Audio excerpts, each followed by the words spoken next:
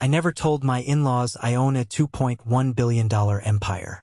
They still treated me like I was nothing. So they invited me to Thanksgiving dinner to make me sign away my marriage. To prove I married their daughter for money. I let them finish every word. But the moment I slid the folder across the table, before I tell you what I put on that table instead of my signature, tell me where you're watching from in the comments. Grab a warm cup of coffee, sit down, and listen to the whole story. The drive up to the Holloway estate always felt like crossing an invisible border into a country where I didn't speak the language. It was a cold, bitter November evening in Connecticut. The trees were stripped bare, looking like jagged black veins against the fading purple sky.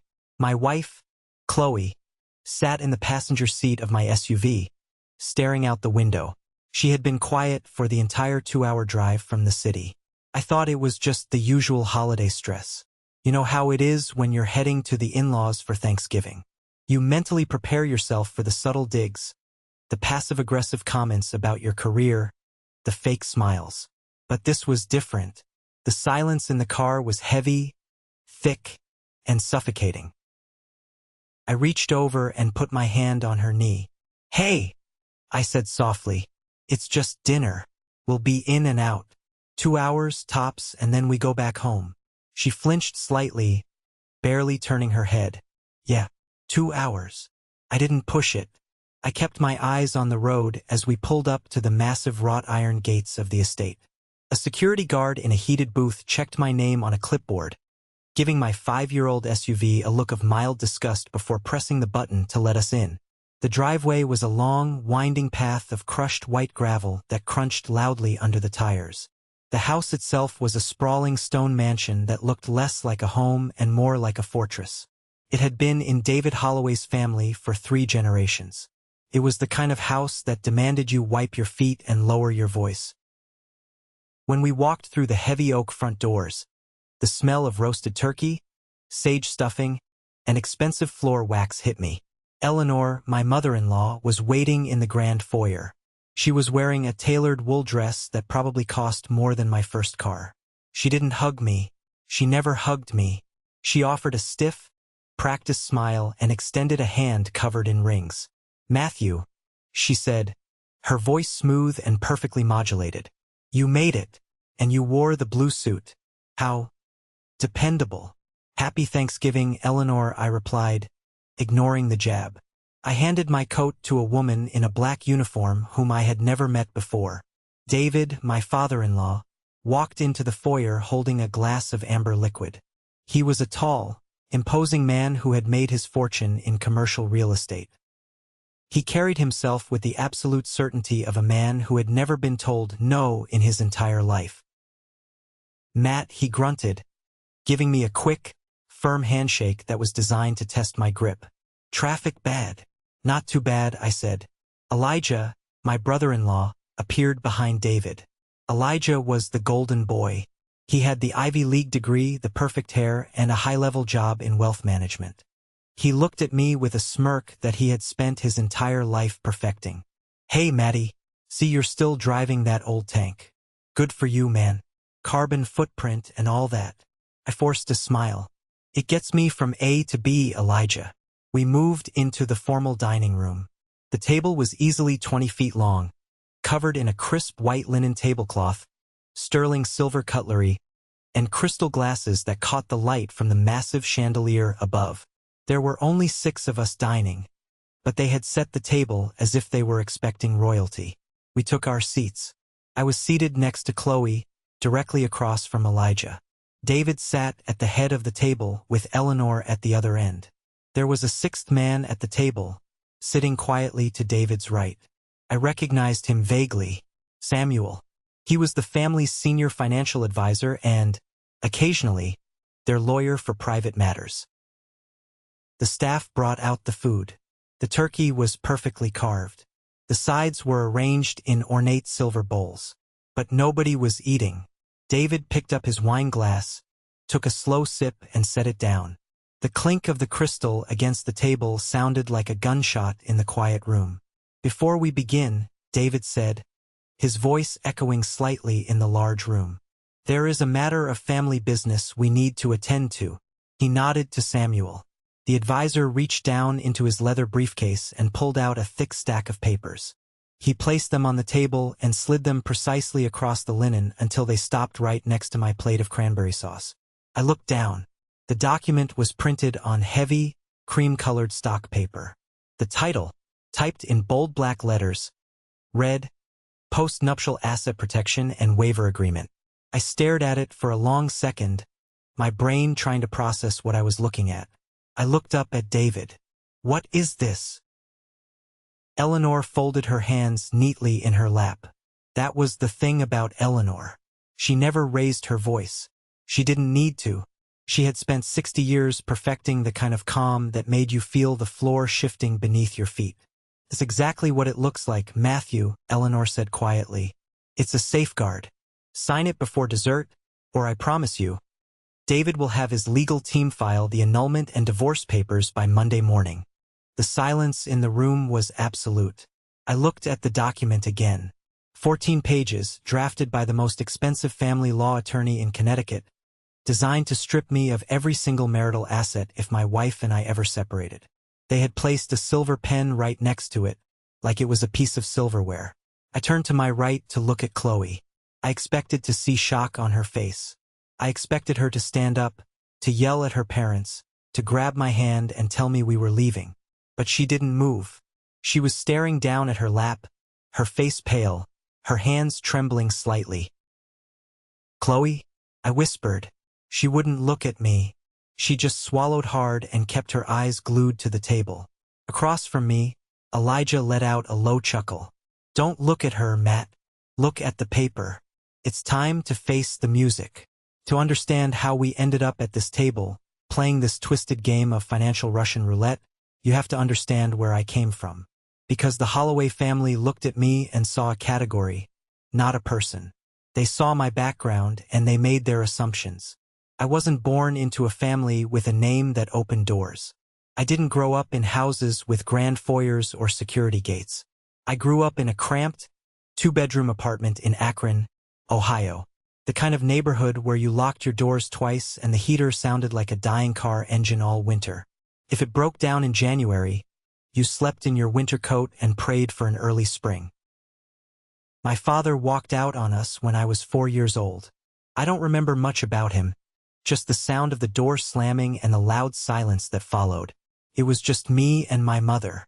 She worked double shifts at a local diner, carrying heavy trays of meatloaf and coffee until her feet swelled and her back ached. I remember sitting at our tiny, scratched kitchen table late at night, doing my homework under a flickering bulb while she sat across from me, rubbing her temples and counting dollar bills and quarters from her tip jar. She was trying to see if we could afford fresh vegetables that week, or if we were eating canned beans again. She didn't have a college fund set up for me. She didn't have an inheritance to pass down. What she had was grit. She taught me that nobody in this world owes you a damn thing. You earn your keep, you respect people, and you never, ever let anyone make you feel small just because your pockets are empty. When I was 21, my mother got sick. Really sick. The kind of sickness that drains whatever small savings you have and leaves you with nothing but medical bills and despair. I was a junior in college, studying computer science on a partial scholarship and working 2 jobs to cover the rest. I dropped everything to take care of her. I remember the day of her funeral. It was pouring rain. There were only 6 people there, mostly her old coworkers from the diner. I stood by her grave in a cheap, ill-fitting black suit I had bought at a thrift store. The rain soaked through my thin shoes. I stood there shivering, looking at the cheap headstone, and I made a promise to her. I promised her I would build something real, something lasting. I promised that I would never be helpless again, and I would never let anyone look down on the blood and sweat she had poured into raising me. After the funeral, I didn't go back to working regular jobs. I went into a dark, cramped computer lab at the university and I started coding. I founded Velar Systems when I was 24. I didn't have venture capital backing. I didn't have rich friends. I built the back-end infrastructure for data processing out of a rented garage. For 3 solid years, I lived on a salary of absolutely zero. Every single penny I made went straight back into the servers. I ate ramen noodles, I slept on a mattress on the floor, and I worked 18-hour days. I was terrified of failing, but I was infinitely more terrified of going back to the life of counting quarters at a kitchen table. Slowly, quietly, the company began to grow. By the time I was 30, Wheeler had become a monster. We weren't a flashy consumer app. We built the secure back-end systems that major financial institutions relied on to process millions of transactions a day. If you swiped a premium credit card, or if a bank approved a massive commercial loan, there was a very high probability that my software was routing the data. But I made a deliberate choice early on to stay out of the spotlight. I structured the holding company with layers of LLCs and shell corporations. I didn't want my face on the cover of magazines. I didn't care about the fame. I just wanted the security. I kept driving my old SUV because I liked it. I wore plain clothes because they were comfortable. I didn't need to wear a Rolex to know what time it was. That was the man I was when I met Chloe at a technology conference in Chicago. She was attending with some friends. She was beautiful, yes, but she also seemed incredibly grounded. She laughed easily. She didn't ask what I did for a living within the first 5 minutes of meeting me. When I took her out for our first date to a small, loud pizza place instead of a 5-star restaurant, she didn't complain. She actually ate the pizza with her hands and got sauce on her chin. For a guy who spent his life analyzing complex data structures, she felt like a breath of fresh air, a variable I wanted in my life permanently. I knew she came from money. You can tell by the way people carry themselves, the way they assume the world will just automatically accommodate them. But I didn't care. I loved her. Then came the welcome dinner. 2 weeks after I proposed to Chloe, she brought me to Connecticut to officially meet the Holloway family. I knew it was going to be an audition, but I had no idea the verdict had been decided before I even walked through the door. I remember walking into that same grand foyer 3 years ago. Eleanor looked me up and down. Her eyes scanned my off-the-rack suit, my scuffed dress shoes, the calluses on my hands. I could see the exact moment she categorized me. After the dinner, which was full of polite, interrogating questions from David about my little computer business, Eleanor pulled me aside. She asked me to join her in the library. The library was a massive room smelling of old paper, leather bindings, and expensive scotch. She sat across from me in a wingback chair, resting her hands on her lap. "I want to be honest with you, Matthew," she had said, using that quiet, terrifying voice, "because I think honesty is a form of respect. Chloe is generous. She loves easily. She trusts easily. Those are beautiful qualities in a person, but they are also vulnerabilities. You are from a very different environment. You didn't grow up with the burden of legacy." I sat perfectly still. "I grew up with different burdens, Eleanor." She offered a thin, patronizing smile. "I'm sure you did, and I'm sure you are very ambitious. But I need you to understand that this family will always protect itself. We built this wealth and we guard it. Whatever your intentions are, and I will take you at your word that you love my daughter, I need you to know that we are watching. We do not tolerate opportunists." She didn't ask about my company. She didn't ask about my dreams or my character. She looked at my zip code, she looked at my cheap suit, and she labeled me a gold digger. I had left that room, walked out into the cold night air, and sat in my car for 20 minutes before driving back to the hotel. I gripped the steering wheel so hard my knuckles popped. I thought about my mother. I thought about the executives who worked for me, the hundreds of employees who relied on my vision. And I thought about telling Eleanor exactly who she was dealing with. I wanted to crush her arrogance right then and there, but I didn't. I looked at Chloe, who was waiting for me, looking so hopeful, and I swallowed my pride. I told myself that they were just protective parents.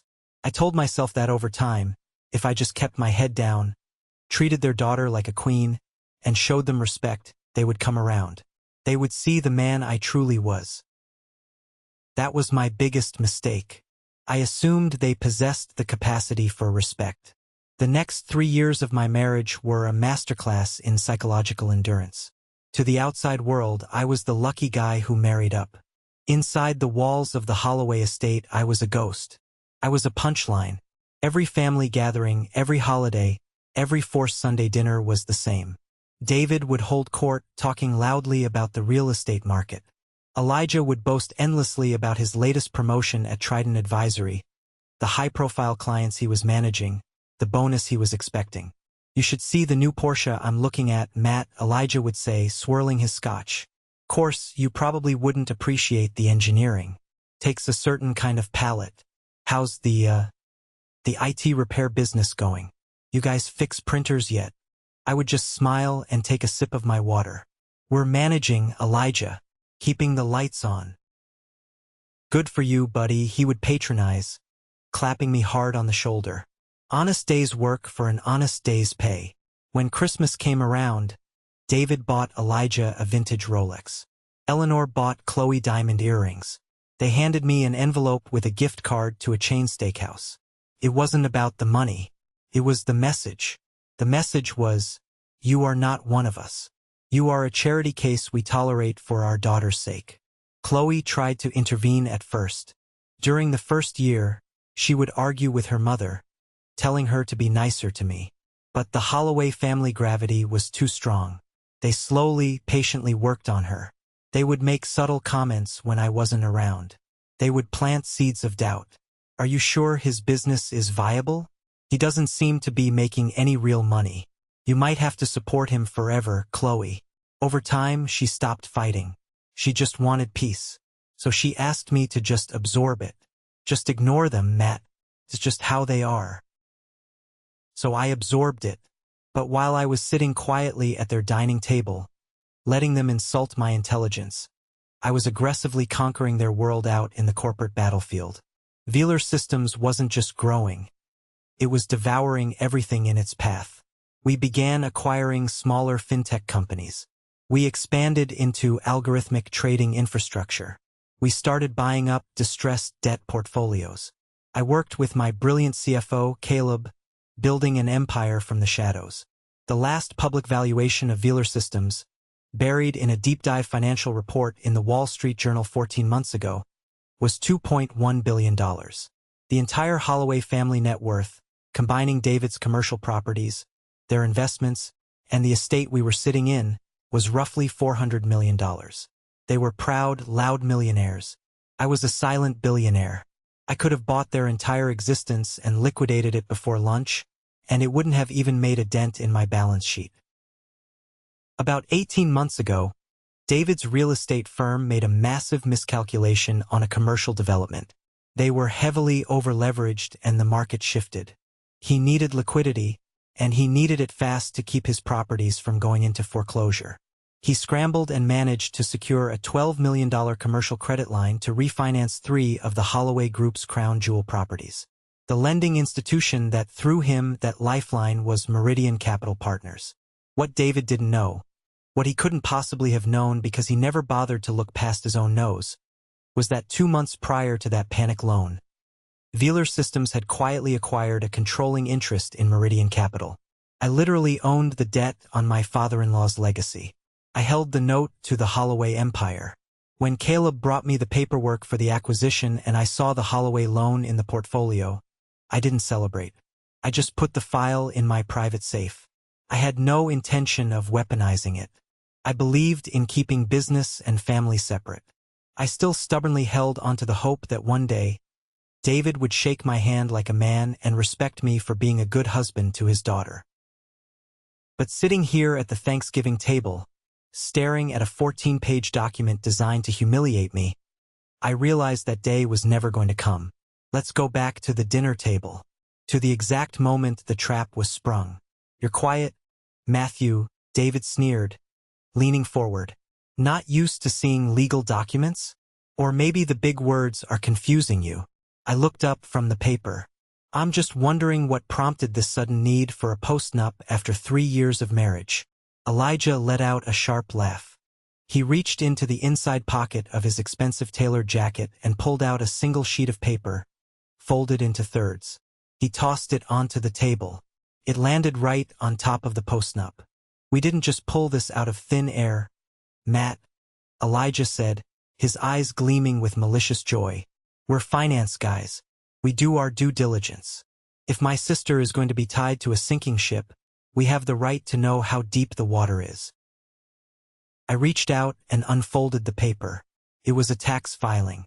A corporate revenue report for a small LLC registered under my name. The total gross revenue listed for the previous fiscal year was exactly $48,000. My heart didn't race, turned to ice. It wasn't panic that hit me. It was the sudden, sickening realization of betrayal.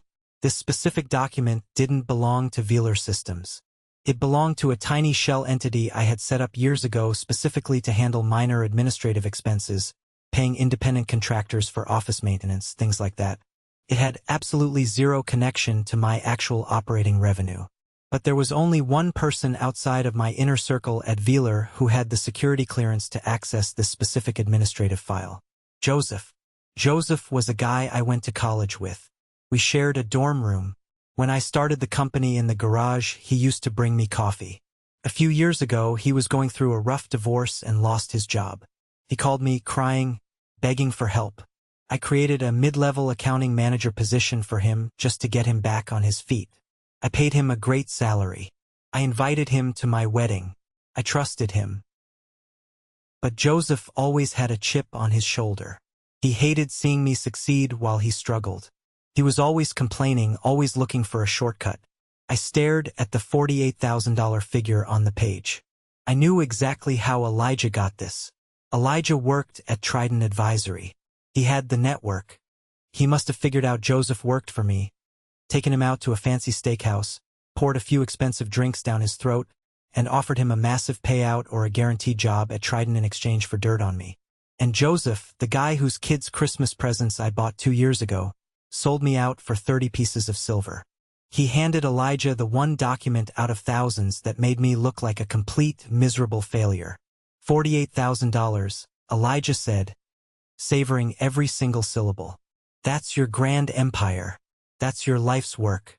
You can't even afford the property taxes on Chloe's house, let alone support her. You are a fraud. He pointed a finger at me across the table. You've been lying to her this whole time, pretending to be some CEO, going to your little office every day, while you're barely making minimum wage. You're a parasite, Matt. The betrayal burned the back of my throat like cheap, toxic whiskey. I looked at the red stamp on the paper. Joseph's signature was right there at the bottom.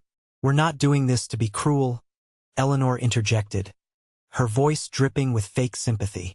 She reached for her wine glass. We are simply protecting Chloe's future. You came into this marriage with nothing. We want absolute clarity on what leaves with you when you eventually decide this lifestyle is too much pressure for you. They had orchestrated this entire night down to the minute. They bought the information from a trader, they drafted the legal papers, they set the table, and they waited until I was sitting in their house eating their food to spring the trap. They didn't just want a legal guarantee.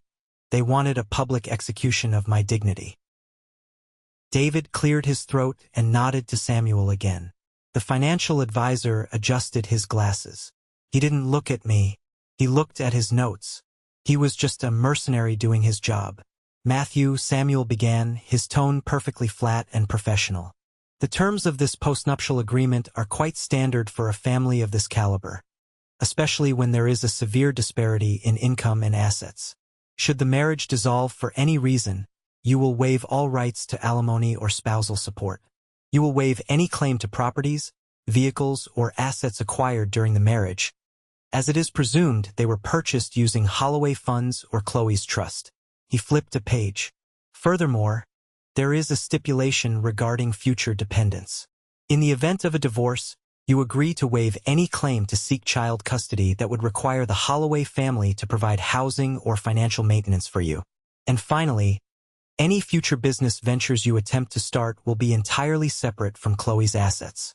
In exchange for your signature today, the family is willing to offer a one-time severance payment of $50,000 to help you transition out of the marriage. $50,000. I let that number hang in the air.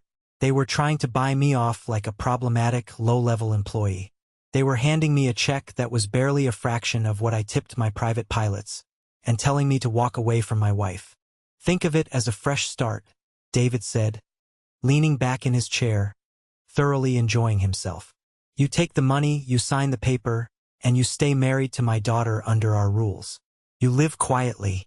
Or, you refuse, you pack your bags tonight, and my lawyers will drag you through a divorce so grueling, so humiliating, you'll be paying legal fees for the next 20 years. You won't have a dime left to your name. I felt a tight, suffocating knot forming in my chest. The sheer, unadulterated arrogance of it all. They weren't just asking for financial protection. They were demanding complete submission. They wanted me to admit I was inferior. They wanted me on a leash, grateful for the scraps they threw me. You've been living in our world for 3 years, Elijah chimed in, leaning forward. Eating our food, taking our vacations, sitting on our furniture. It's time to pay the toll, Maddie. Just sign the damn paper. I looked at the document again. The heavy paper, the aggressive legal jargon. It wasn't a contract. It was a declaration of war. And they thought they were bombing an unarmed village. The room fell quiet again. I hadn't spoken a single word since Elijah threw the tax return on the table. My silence seemed to agitate Eleanor. She liked people to react. She liked to see the panic in their eyes, the tears, the begging, so she could comfort them with her fake grace and assert her dominance. My stillness was unnerving her. Matthew, she said, her voice dropping an octave, taking on a much sharper edge. The mask of the polite society matron was slipping. Don't make this harder than it has to be. Look around you. Look at this house. Look at us. You don't belong here. You never did. I finally looked up from the table, meeting her cold, calculating gray eyes. We tried to be accommodating, she continued, folding her arms across her chest. We really did. We invited you into our home. But a tiger doesn't change its stripes. You were raised in a different environment. A desperate one. People from your background, they see wealth and they cling to it like a life raft. It's basic survival instinct. I don't even blame you for trying to secure a bag. She paused, making sure the entire table was listening, making sure every word landed precisely where she wanted it to. But you have to understand reality. We are not a charity. Your mother, rest her soul, did the best she could. I'm sure. Slinging hash at a diner is hard work. But she raised a man who looks for shortcuts. We build legacies. You look for handouts. Sign the paper. The air left my lungs. The blood in my veins stopped moving. She brought my mother into this. She used the woman who worked herself into an early grave, the woman who had more dignity, more honor, and more strength in her worn-out work shoes than Eleanor Holloway had in her entire miserable, privileged body, as a punchline to justify her snobbery. My hands, resting out of sight under the table, curled into tight fists. My nails dug into my palms so hard I could feel the skin breaking. A cold, absolute fury settled over me. It wasn't the hot, messy, screaming anger of a young man. It was the freezing, calculated, terrifying rage of a predator that had just been unleashed. I looked at David. I looked at Elijah. I looked at Eleanor. I memorized the smug, victorious satisfaction on their faces. I wanted to remember exactly how they looked in this moment of perceived victory, because I was about to wipe it off their faces forever. I was going to burn their little kingdom to the ground. But before I detonated the bomb, I needed to know one last thing. The only thing that actually mattered in this entire nightmare.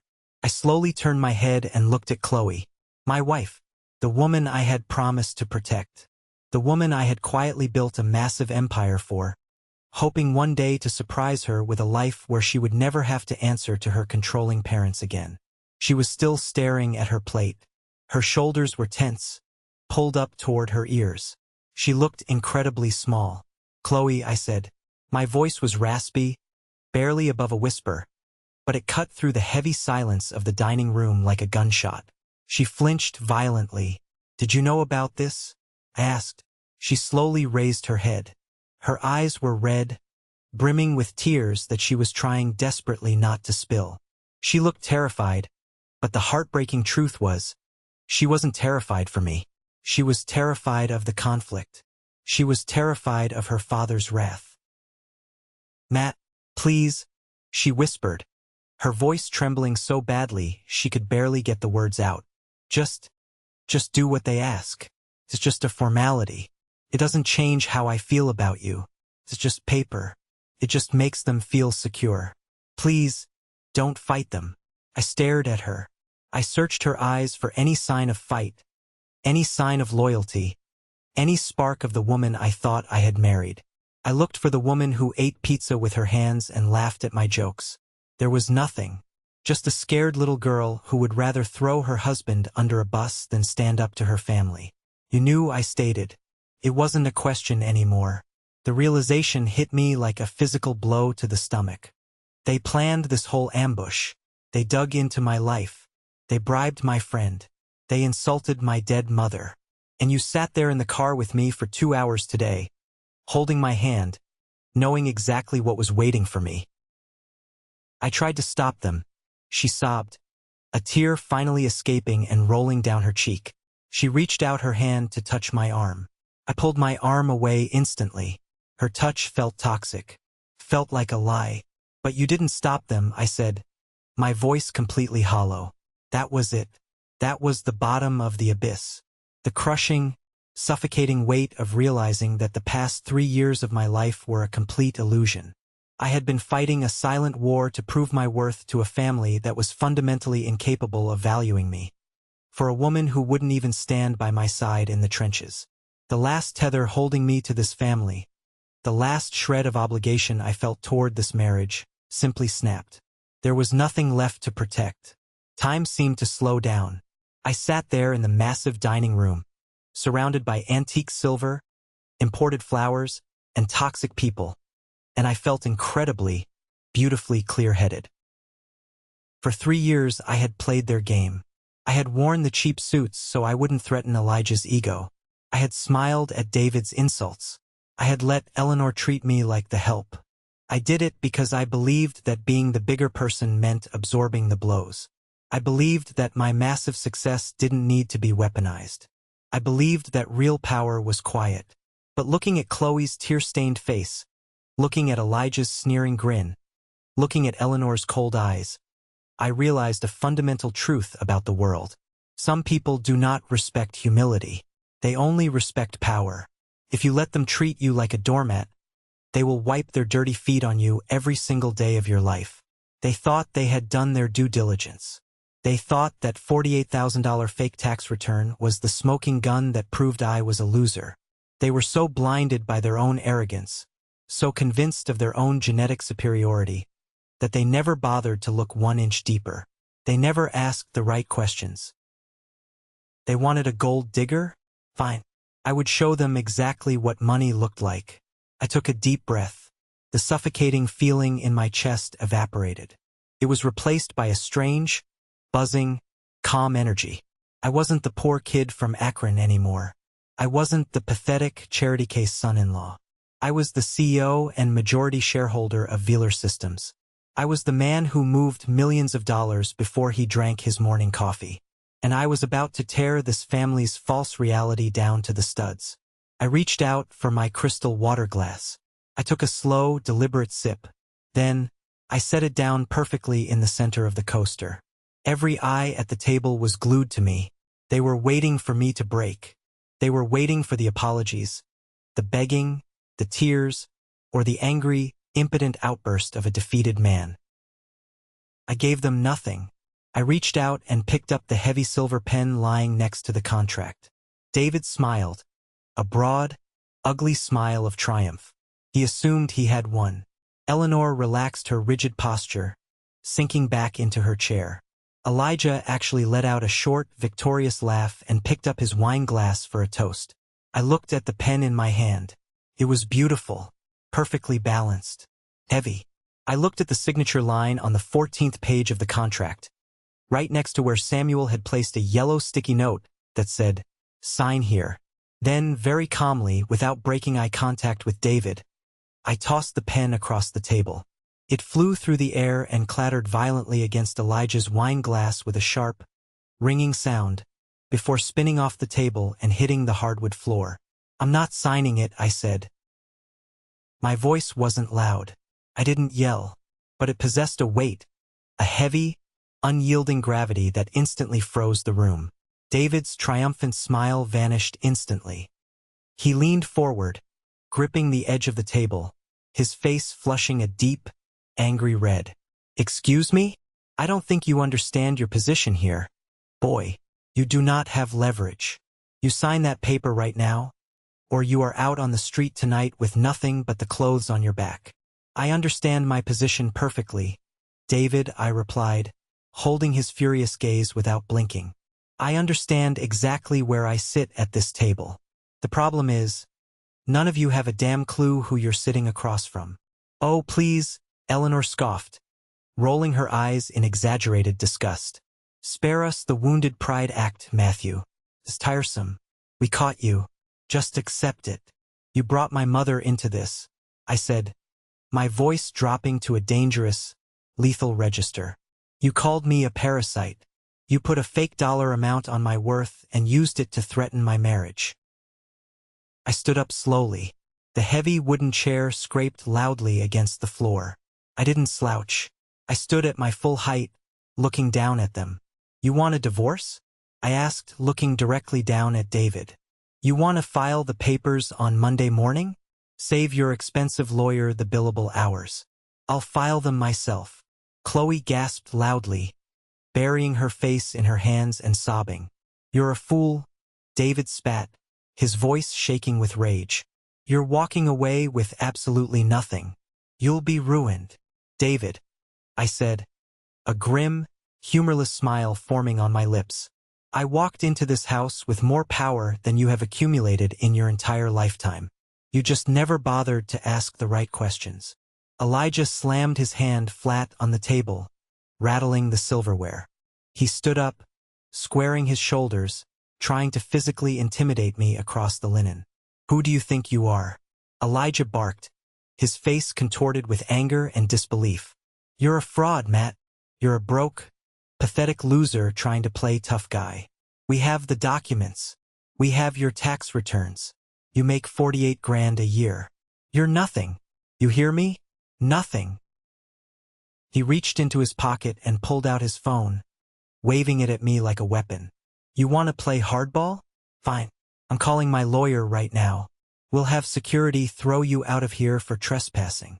"Call him," I challenged, not taking a single step back. My voice was eerily calm. "In fact, put him on speaker. I'd love to hear his legal advice when the dust settles in about 5 minutes." Samuel, the financial advisor, stood up nervously, holding his hands out in a placating gesture, trying to de-escalate the situation. "Matthew, please. Emotions are running incredibly high right now. Let's all sit down and approach this logically. Posturing and making threats won't change the financial reality of the situation." "You're absolutely right, Samuel," I said, turning my head to look at him. "Posturing doesn't change reality. Data changes reality. And your data is fundamentally flawed." "Don't listen to him," Eleanor snapped, finally losing her cool, collected composure. Her voice was shrill. "He's bluffing. He's cornered and he's lying. He has nothing. Get him out of my house, David. Right now." "I'm leaving," I said. "But before I walk out that door, I'm going to leave you a little holiday gift. You wanted full transparency regarding my finances? You wanted to know exactly what leaves with me when this marriage ends." I bent down and grabbed the leather briefcase I had brought with me. I placed it squarely on top of their pristine, white linen table, right next to the roasted turkey and the crystal glasses. "What are you doing?" David demanded, pointing a thick finger at me. "Get that cheap bag off my table." I ignored him. I pulled my phone out of my pocket. I opened my secure messaging app and found the thread with Caleb, my chief financial officer. Caleb had been on standby all night. He knew this dinner was going to go south. He just didn't know how fast or how ugly it would get.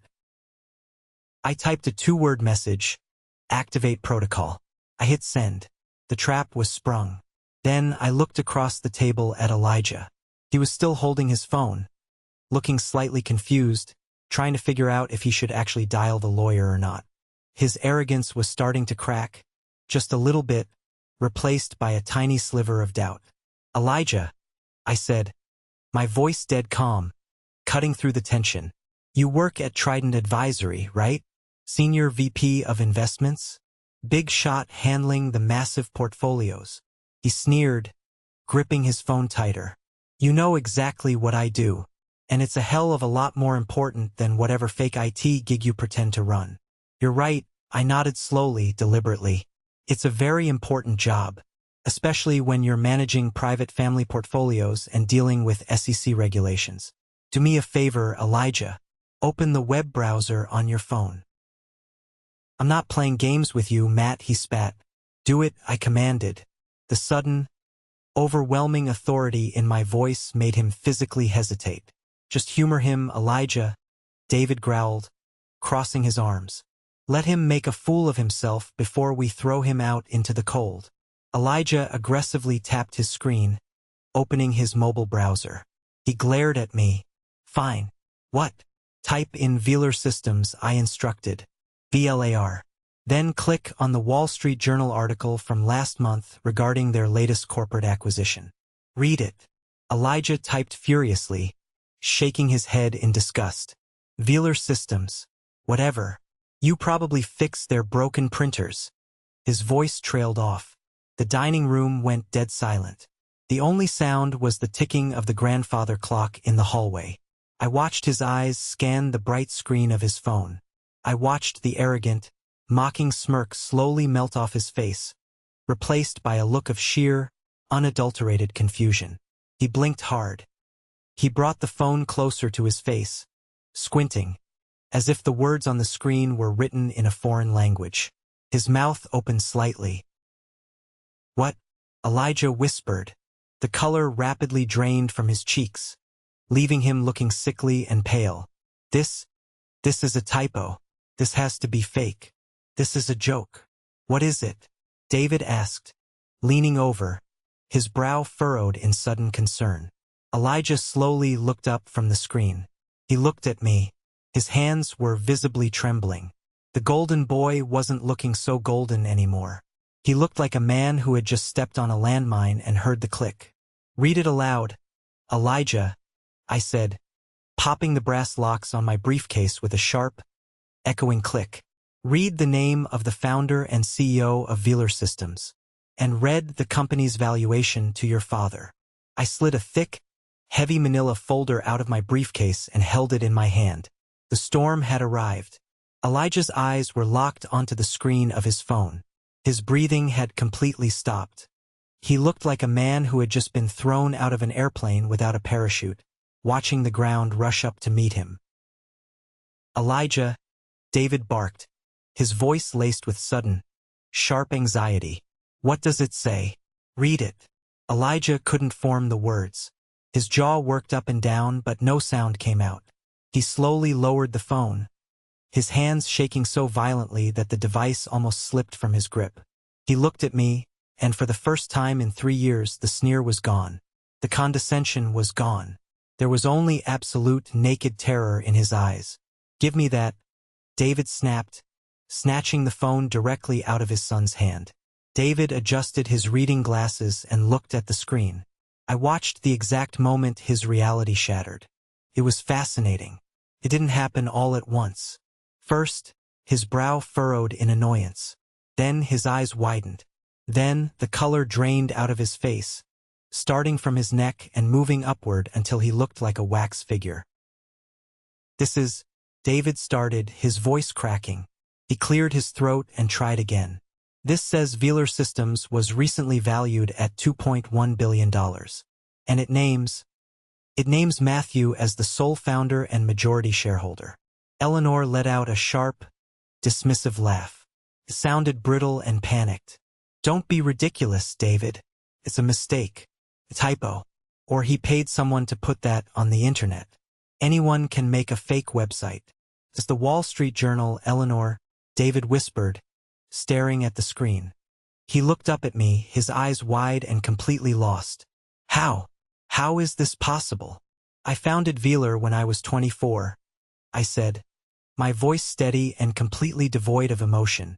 The $48,000 on the tax return your son bought from my former employee belongs to a shell entity. I use it to pay the landscaping company that mows the lawn at our corporate office. It has absolutely nothing to do with the operating company. I picked up the postnuptial agreement they had placed in front of me and held it up. I understand why you had this drawn up, I said, looking right into David's eyes. You thought you were protecting your family. You thought the math was simple. You thought I was a guy who had everything to gain and absolutely nothing to offer. You looked at my cheap suit and my old car, and you made a calculation. I dropped the heavy paper back onto the table. It landed with a dull thud. But your math was wrong, I continued. Your total family net worth, including this house, your investments, and your commercial real estate holdings, is roughly $400 million. That is a respectable number.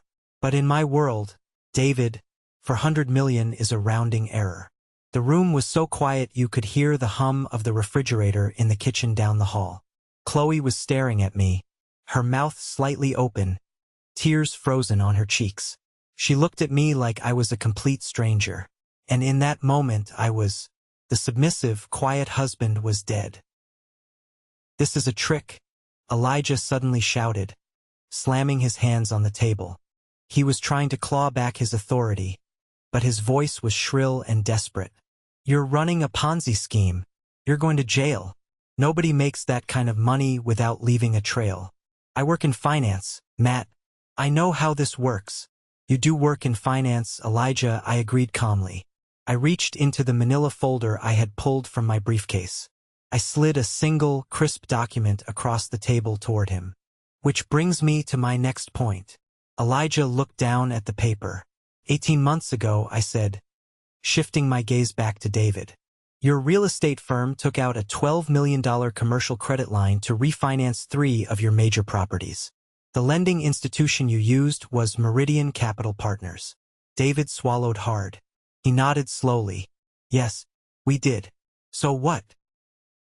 In November of last year, I said, I acquired a controlling interest in Meridian Capital. That means, as of that acquisition, I hold the note on your credit line. David physically recoiled. He pushed himself back in his chair, putting distance between himself and the table. The line is in technical default as of 30 days ago. I continued, my voice merciless and flat. The balloon payment due last month was missed. Not by much, David, but missed. Under the terms of the loan agreement you signed, I have the legal right to call the entire loan due immediately. If you cannot pay the $12 million in cash by tomorrow morning, I have the right to seize the 3 properties you put up as collateral. You can't do that, David gasped, his chest heaving. Those properties are the anchor of my entire portfolio. If you take those, the whole company collapses. The cross-collateralization will trigger defaults on every other loan I have. Sit down, David, I commanded. The authority in my voice was so absolute, so heavy, that David Holloway, a man who had commanded rooms for 40 years, actually sank back into his chair. I am not calling the loan, I said. I have no interest in destabilizing your company. I have no interest in your money. What I have is documentation. And what I want is for every single person at this table to understand exactly what the actual power dynamic in this room looks like. I turned my attention back to Elijah. He was still staring at the piece of paper I had slid toward him. He was sweating now. Actual beads of sweat were forming on his forehead. Since we are so focused on due diligence tonight, I said, leaning forward slightly, let's talk about the account you've been running through Trident Advisory. Elijah's head snapped up. His eyes were wide with pure panic. Don't. You manage a private offshore fund for 3 high-net-worth clients, I stated. I wasn't asking. I was telling him. Over the last 6 months, that account made a series of highly aggressive, perfectly timed trades on Pelio's Pharma right before their FDA filing timeline was announced. Samuel, the financial advisor, suddenly sat up very straight. He knew exactly what I was talking about. Trading ahead of an unannounced FDA filing is a federal crime. The source of your information, I continued, was a contact you have at Strickland Financial. You paid him under the table to leak the timeline. That's a lie, Elijah choked out. You have no proof of that. You're making things up to scare us. Strickland Financial was acquired by one of my subsidiary companies in September, I said softly. Their internal communications, their server logs, their employee emails, are all now subject to Wheeler Systems compliance review. We found the emails, Elijah. We found the wire transfers from your offshore account to his. Eleanor grabbed her husband's arm. David, what is he saying? Make him stop talking. I forwarded the complete file, including your email correspondence and the transaction history, to the Securities and Exchange Commission's Whistleblower Division 6 days ago. I said. The silence that followed wasn't just quiet. It was the sound of a life ending. Elijah opened his mouth, but no words came out. He looked at his father.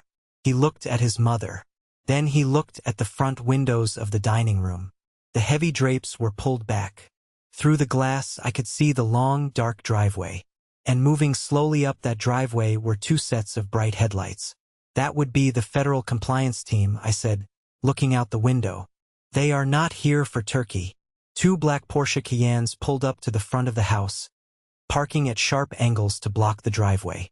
The doors opened, and several men and women in dark suits stepped out into the cold night air. This is insane, Eleanor screamed, finally shattering her calm facade. She stood up, her chair crashing to the floor behind her. You cannot do this in my home. We are the Holloways. David, do something. I authorized a voluntary disclosure with the SEC. I explained calmly, ignoring her screaming. Because my company now owns the entity that facilitated your son's crime, I was legally obligated to report it. They asked me to be present for the initial interview. I suggested they do it here at the house to keep it out of the public eye. You should be thanking me, Elijah. If they picked you up at your office on Wall Street, you'd be on the evening news by 6 o'clock. The front doorbell rang. It was a loud, melodic chime that echoed through the massive house. It sounded like a funeral bell. I want to be very clear, I said, standing up and buttoning my suit jacket. I did not engineer this dinner. I did not arrange for any of this to happen tonight. You called me here. You put that document next to my plate. You chose to ambush me. You chose to insult my mother. I just came prepared. David put his face in his hands. He looked like he had aged 20 years in 20 minutes. Samuel, the advisor, was quickly packing his briefcase, desperate to get out of the blast radius. The housekeeper walked nervously into the dining room. Mr. Holloway? There are some federal agents at the door. They say they have a warrant for Elijah. Let them in, I told her. Elijah didn't run. He didn't fight. He just sat there, staring at the table, completely broken. The Golden Boy's entire life was over. He was looking at years in federal prison, the total destruction of his career, and the ruin of his reputation. All because he thought he was smarter than everyone else. All because he thought he could crush a guy from Akron just for fun. Agent Carter, a tall man in a dark overcoat, walked into the dining room holding a badge. Two other agents flanked him. Elijah Holloway? Carter asked. Elijah slowly stood up. He didn't say a word. The agents moved in, turned him around, and placed him in handcuffs right there in the formal dining room. The metal clicked loudly. Eleanor rushed forward, grabbing Agent Carter's arm.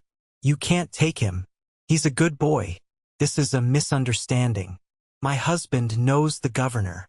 Ma'am, please step back, Carter said firmly, gently pushing her away. He looked over at me and gave a brief, professional nod. I nodded back. They marched Elijah out of the room. Eleanor collapsed onto the floor, sobbing hysterically, burying her face in her hands. David just sat at the table, staring blankly at the wall. His empire was entirely at my mercy. His son was going to prison, and his pride was completely shattered. I picked up my briefcase. Chloe suddenly jumped up from her chair and ran around the table. She grabbed my arm, her fingers digging into my jacket. Her face was stained with makeup and tears. Matt, she cried, her voice desperate. Matt, please, we can fix this. I didn't know it was going to be like this. I love you. Please don't leave me. We can go home. We can forget all of this. I stopped and looked down at her hand gripping my arm. Then I looked into her eyes. You didn't know it was going to be like this? I asked softly. You knew they were going to humiliate me. You knew they were going to force me to sign away my rights. You just didn't know I could fight back. You're not sorry they did it, Chloe. You're just sorry they lost. No, she sobbed, shaking her head violently. That's not true. I was just scared. You know my father. You know how he is. I do know how he is, I said. And I know how you are. You made your choice in the car ride over here. You made your choice when you looked down at your plate instead of standing up for your husband. I reached over and gently, but firmly, peeled her fingers off my jacket. I never hid from you, I said to her, and then I looked at David and Eleanor. I never hid from any of you. I was right here the whole time. You just never bothered to look. I turned around and walked out of the dining room. I didn't look back. I walked through the grand foyer, past the stunned housekeeper, and out the heavy oak front doors. The November air was brutally cold, but it felt incredibly clean. It felt like waking up from a long, suffocating nightmare. The gravel crunched loudly under my shoes as I walked past the SEC vehicles. At the end of the driveway, waiting just outside the iron gates, was a black Rolls-Royce Phantom. My head of security and personal driver, Lincoln, was standing by the open rear door. He saw me coming and gave a slight nod. Good evening, Mr. CEO, Lincoln said. Evening, Lincoln, I replied, stepping into the warm, quiet interior of the car. Let's go home. As we drove away, I looked out the tinted window. I saw the massive stone house sitting on the hill. Every window was lit up. It looked beautiful from the outside, but I knew the rot that lived inside those walls. I didn't feel triumphant. I didn't feel a massive rush of joy. I just felt a profound sense of relief. The burden of pretending to be someone lesser was finally gone. 6 months passed. A lot changes in 6 months when you completely alter the trajectory of your life.